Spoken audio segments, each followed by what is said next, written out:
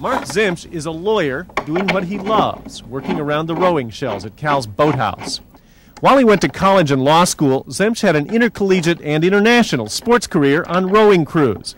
He was among the best in an obscure field, at a sport that appeals to the mind as it demands of the body.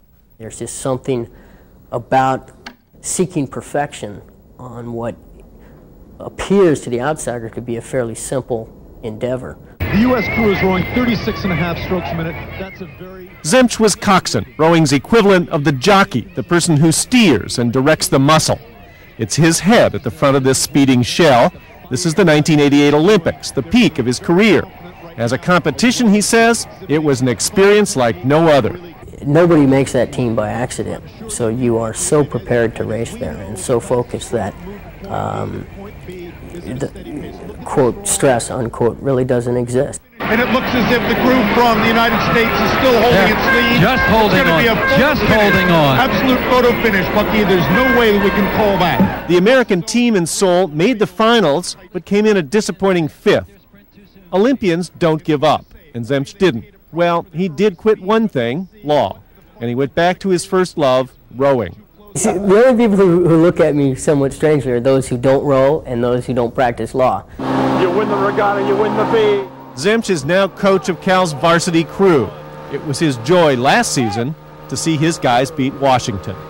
As long as you're watching the Olympics, why not take in a little bit of sport you don't ordinarily see, like rowing? You might enjoy it, and you won't be alone. Tom DeVries, News Center 4.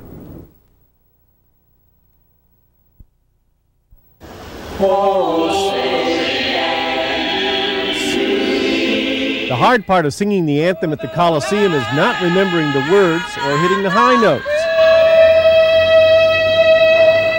The hard part is the sound. Read their lips. Broad stripes and bright stars. It's taking a full second and a half for the sound to get from their mouth through the speakers in center field and back to their ears. It sounds like a mess from where we are. 20 finalists sang today. They made the cut from hundreds who sent audition tapes to the A's Kathy Jacobson. We had close to 800 entries, 800 tapes. I listened to them all.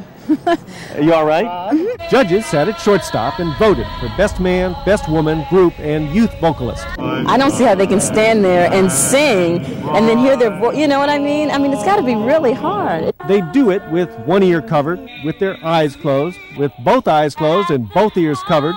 This man used earplugs. The winner in the youth category was 11-year-old Carlos Ponce of Concord.